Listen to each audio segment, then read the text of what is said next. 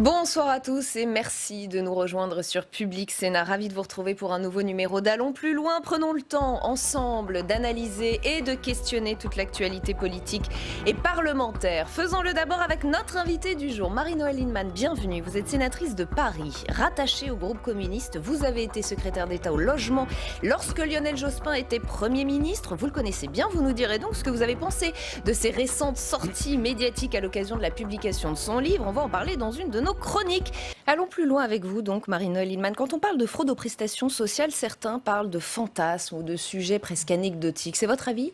Non, non, non, il y a bien sûr de la fraude. Alors, il faut bien mesurer que quand on compare cette fraude, par exemple, à la fraude, non pas aux prestations, mais au non-versement des cotisations, le non-versement des cotisations est nettement supérieur à la fraude à la prestation. Mais il n'y a aucune république, aucune démocratie qui peut fonctionner avec le sentiment qu'il y a des gens qui passent à travers les mailles du filet, qui ne respectent pas les règles, pendant d'autres ont des difficultés.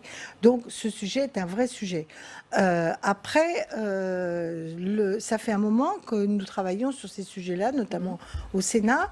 Il y a eu un rapport qui avait été demandé à Matignon par notre collègue Nathalie Goulet et une collègue députée, qui avait déjà fait un rapport, et on voit ce qu'explique bien M. Van Lerenbergh, c'est-à-dire il faut pas non plus que le débat se contente à avoir une espèce de plus j'aurai le gros chiffre, plus je serai provocateur, plus je donnerai le sentiment d'agir.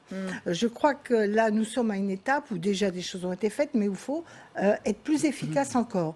Alors, il y a la dématérialisation. Il y a aussi eu des questions à la Commission sur le thème qu'il faut faire attention que tout le monde n'a pas accès au numérique facilement, notamment les plus âgés, les personnes qui ont des handicaps ou des choses comme ça. Mais on voit bien que ça, c'est une piste.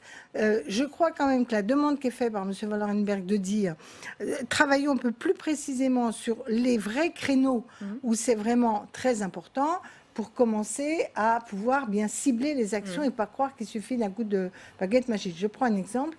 Dans le secteur de la dépense de santé, il semble que la facturation par les établissements eux-mêmes des prestations soit parfois mal faites, sans doute par erreur, parfois peut-être avec complaisance, surcotée en dépenses. Donc il faut affiner. On a plein d'autres sujets à vous proposer ce soir, Marie-Noëlle Lienemann. C'est l'heure du club. On n'a pas fini d'en voir les conséquences de ce confinement et de cette crise, Marie-Noëlle Lienemann. D'abord, je voudrais saluer le travail de l'enquête parlementaire du Sénat, parce que très souvent, on croit que c'est des coups politiques. Enfin, là, il y a vraiment un travail de fond qui est de bien mesurer l'ampleur des conséquences d'un fait qui était inédit, qui révèle à la fois des dysfonctionnements un peu structurels et permanents, ou des choses qui fonctionnent un peu cas à cas, et de l'autre côté, le côté exceptionnel qui fait qu'il faut changer nos méthodes pour nous trouver dans des cas comparables, capables de réagir mieux qu'on l'a fait. Le débat sur la démocratie sanitaire est très important parce que, bon, évidemment, c'était très émouvant, les affaires de cancer, les dépistages tardifs, les gens la qui solitude, étaient au bord, l'isolement. L'isolement, tout ça, c'est évidemment extrêmement grave. Mais ce qu'on voit bien, c'est que dans tous ces grands enjeux de société, en période de crise et en dehors des périodes de crise, parce que l'isolement de certaines familles, de certains patients qui, par exemple, ont un cancer ou des maladies graves, il a lieu aussi dans d'autres périodes, suggère quand même qu'on ait un système de santé qui associe mieux l'ensemble des partenaires et donne aux malades, à leurs représentants, une capacité non seulement d'être consultés, mais aussi d'alerte, d'intervention. Je vais vous donner un exemple. En débat, en séance, on a débattu plusieurs fois, et ça faisait rigoler, le fait que pendant le confinement, les femmes ne pouvaient pas avoir accès à l'avortement, enfin à l'interruption volontaire de grossesse. Et on rigolait, etc. Et on s'est rendu compte que c'était un vrai problème. Comment ça, qui rigolait ? On voyait que même le ministre, au début, il prenait pas le sujet au sérieux. Oui, en disant il y a plus grave. Oui, c'est vrai, d'une certaine façon, celui qui est en réhabilitation absolue de survie, oui, il y a toujours. Mais vous voyez, il y a peut-être aussi dans les périodes comme ça où l'essentiel c'est quand même d'éviter la maladie, on a tendance à trop sous-estimer d'autres sujets qui pourraient être traités quand même. Peut-être pas de la même manière, mais qui devraient être traités quand même. Et on l'a vu dans cette chronique. Merci Fanny. Steve Jourdain, on va continuer avec vous. On parle beaucoup des difficultés du monde du sport aussi. Aujourd'hui, à cause de cette crise Covid, le sport que les sénateurs souhaiteraient réorganiser. Un rapport a été rendu public tout à l'heure. Alors pourtant, Steve, on a l'impression que le sport français ne va pas si mal. On est quand même champion du monde. On a eu 10 médailles d'or au dernier JO, je crois. Enfin, je crois que c'était pas terrible, ça. C'était pas mal. Mais les sénateurs sont des compétiteurs dans l'âme. Ils veulent tout gagner et tout le temps. Sky is the limit, comme on dit. D'ailleurs, le titre du rapport sénatorial. Et des grands sportifs, c'est vrai. Le titre du rapport sénatorial est d'ailleurs très ambitieux. On va voir mutualiser, renouveler et légitimer pour affûter l'esprit d'équipe des fédérations sportives. C'est beau.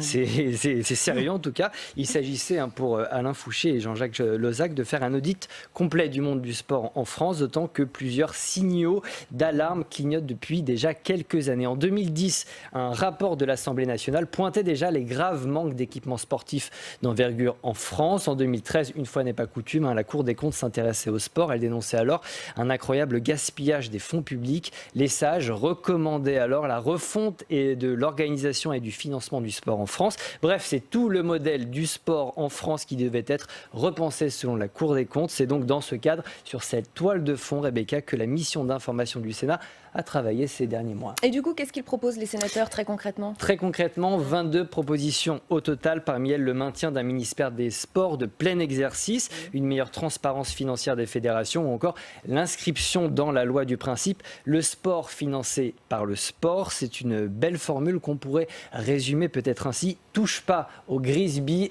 Là aussi, Marie-Noëlle Lienemann, ça pourrait paraître anecdotique pour certains, mais le sport est fondamental pour le lien social. Alors justement, il ne faut pas mesurer une nation sportive à ses simples résultats aux JO et aux grandes manifestations internationales. C'est ce qui est fait depuis plusieurs années. C'est important parce que nous tenons au rayonnement de notre pays. Mais moi, je suis très motivée sur tout le travail en profondeur, notamment en direction des enfants et de la jeunesse, parce que le sport a une fonction éducative, elle révèle des personnalités, et peut-être des talents. Ouais. Voilà. À l'école, c'est quand même encore très inégal, l'accès au sport. L'égalité entre les filles, les garçons, hommes-femmes n'est pas suffisamment valorisée. Regardez quand même les beaux résultats de l'équipe de football, des équipes de football françaises. On dit, ouais, mais quand même, ça ne rapporte pas les mêmes millions, etc.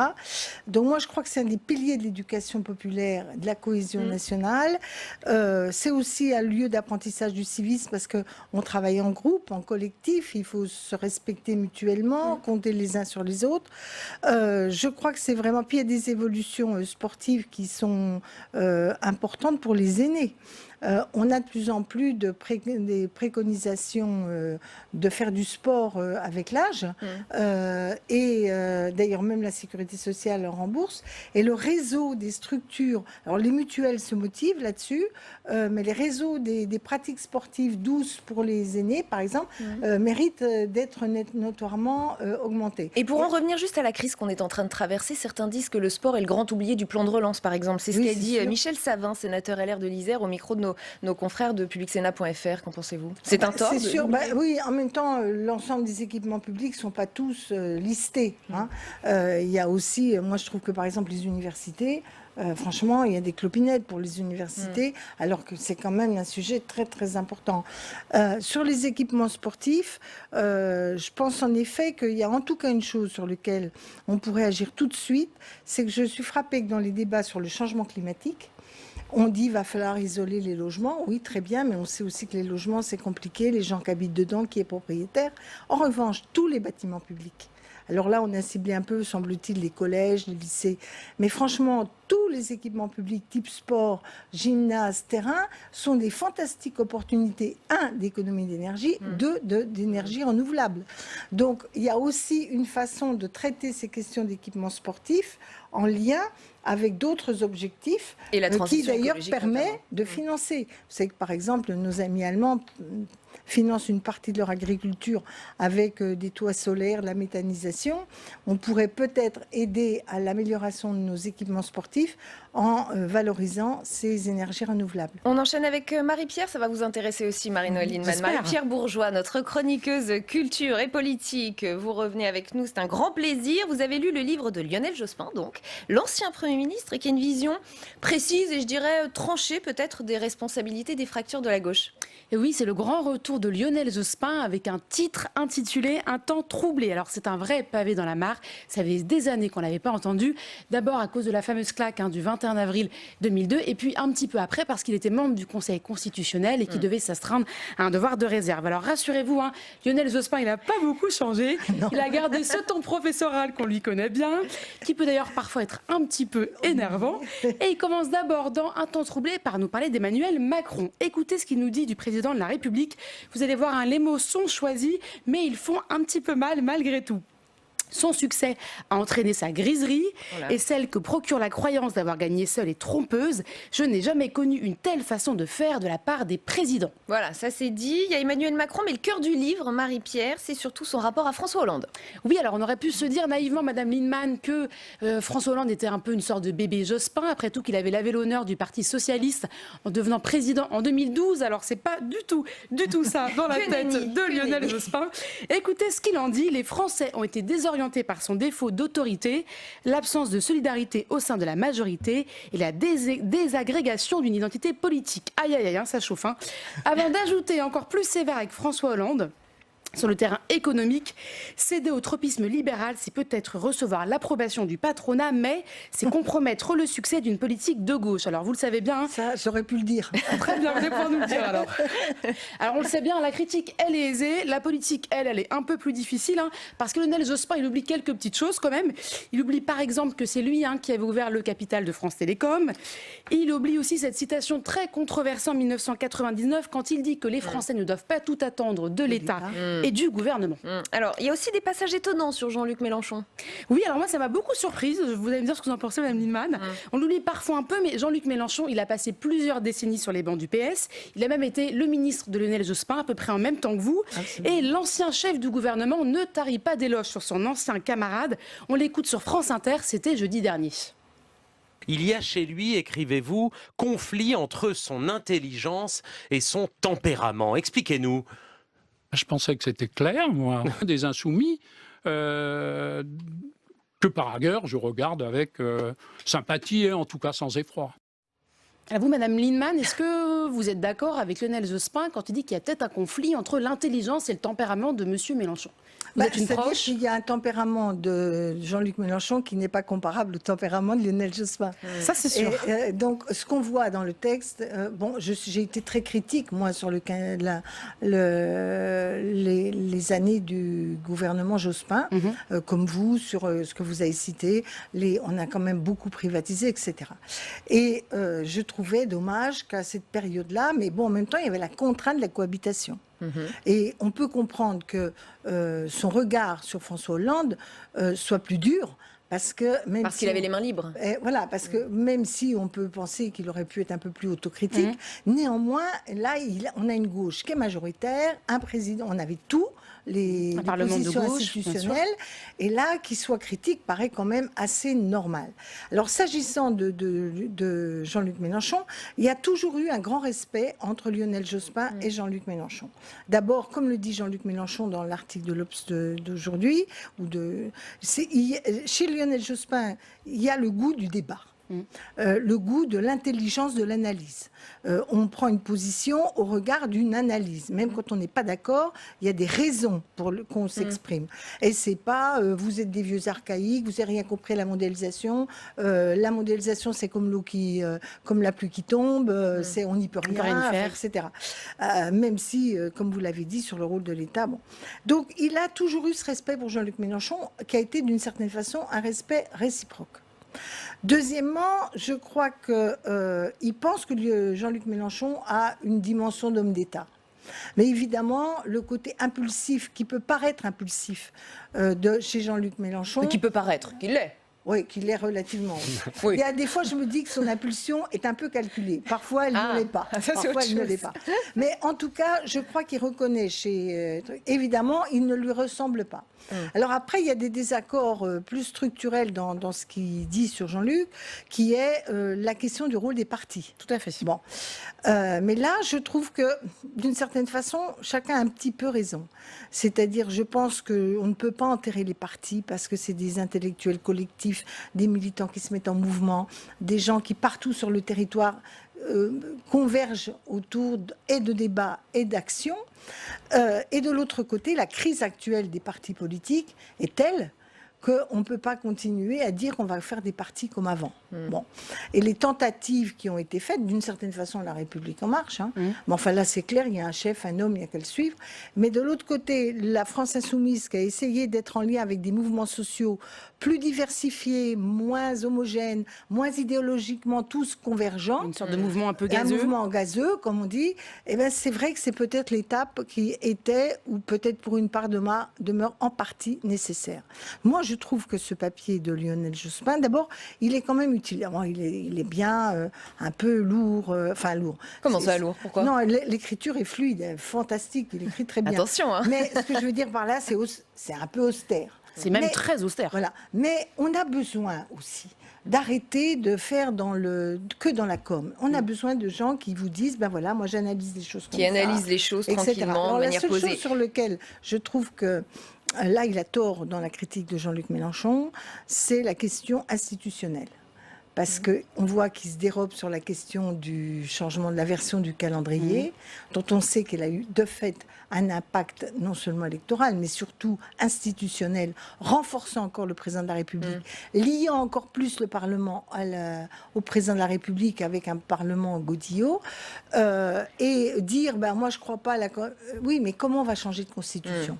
Et là, je trouve que les propositions de la constituante, c'est quand même une piste très utile. Alors Lionel Jospin fait un clin d'œil effectivement à la France insoumise, mais il n'oublie pas le PS aussi, hein, Marie-Pierre. Il n'oublie pas du tout le PS. Il fait même un gros appel du pied à Olivier Faure, son premier secrétaire. Alors rappelez-vous, si jamais vous avez la chance d'être en congé à ce moment-là, Olivier Faure, au début de l'été, il appelle à une candidature commune pour la présidentielle de 2022. Donc pas un candidat socialiste tout seul sur la ligne de départ. Ça tombe plutôt bien. Lionel Jospin, il est exactement sur cette ligne-là.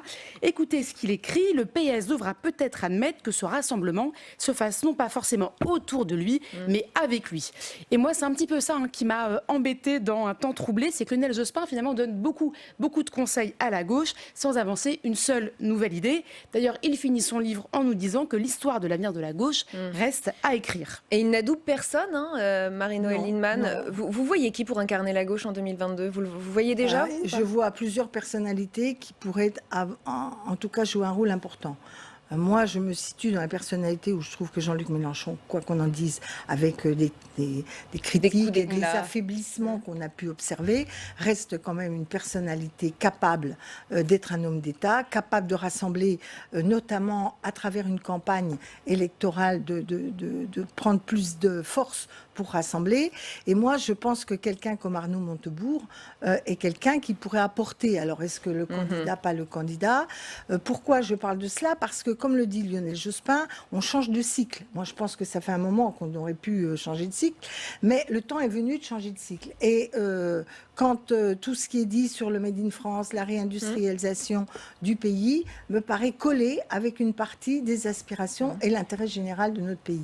Donc voilà, évidemment, moi j'appelle aussi au rassemblement de ces énergies, parce que il n'y a pas que le poste de président de la République quand même. Il y a un dispositif politique, une majorité autour d'un programme. Bon, Jean-Luc Mélenchon parle de l'avenir en commun, c'est une base, c'est indéniable qu'il y a des idées intéressantes. En même temps, il faut aussi qu'ils comprennent que d'autres peuvent avoir d'autres apports. On enchaîne avec la carte blanche, votre carte blanche, Marie-Noëlle Lienemann. Eh ben, écoutez, attendez, jingle d'abord. Vous êtes pressés, mais j'explique d'abord à nos téléspectateurs, puisque c'est une nouvelle séquence. On a décidé de laisser un moment pour notre invité, sénateur ou sénatrice, un sujet qui vous tient à cœur, un coup de gueule, un coup de cœur, Marie-Noëlle Lienemann. Alors, c'est un coup de gueule, parce que vous allez dire que ça ne vous étonne pas. Mais, non, je l'ai pas. Non, c'est vrai. Mais on l'a pensé un peu. Je le sentais. Non, c'est le chômage des jeunes. Parce que on le voit venir. Et quand je dis on voit venir, il est pour une part déjà là. Et je trouve quand même que le dispositif du plan de relance, autant, vous voyez, par exemple, chômage partiel, il y avait des choses sur lesquelles on était quand même très largement tous d'accord. Là, je trouve qu'on n'est vraiment pas à la hauteur. Parce qu'on ne peut pas attendre. C'est pas comme dire on va refaire du fret ferroviaire, bon, on va mettre un certain temps. Là, il y a une génération entière auquel il faut apporter des réponses. Alors, il y a les plus démunis, qui sont quand même dans une pauvreté absolue. Moi, je plaide pour qu'on mette tout de suite le RSA pour les jeunes de moins de 18 ans, qu'il y ait une allocation autonomie pour ceux qui sont en formation, notamment les étudiants. Il y a plein d'étudiants pauvres qui, par ailleurs, attendaient des petits jobs qu'il n'y a pas, etc. Donc là, je pense que c'est le deuxième grand volet. Et 3, il y a les emplois eux-mêmes. Alors d'abord, j'appelle à ce que, sur ce qui est l'apprentissage, il y a plein de jeunes qui ne trouvent pas de stage. Donc je pense peut-être qu'il faut quand même les inscrire en apprentissage, même si dans un premier temps, ils vont qu'au cours et pas au stage. En tout cas, il y a un énorme problème. Et moi, je crois qu'il faut créer des emplois. Alors, on parlait de Lionel Jospin.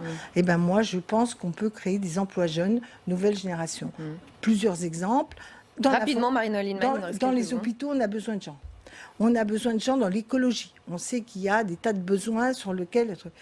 On a besoin dans la fonction publique de policiers, de juges, etc.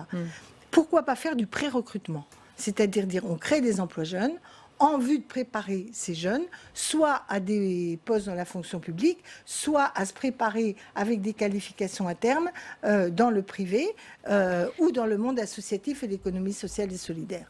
C'est une urgence. Un cri d'alarme pour les jeunes. C'était votre carte blanche. On va terminer ce club avec les élections sénatoriales. Marie-Noëlle Lienemann, Pascal approche à grands pas. Je vous rappelle que la Chambre haute est renouvelée par moitié tous les 3 ans. Cette année, ce sont 172 sièges qui sont en jeu. Public Sénat y consacrera d'ailleurs une journée spéciale le 27 septembre, jour du vote. En attendant, Marie-Noëlle Lienemann d'avoir passé cette demi-heure avec nous.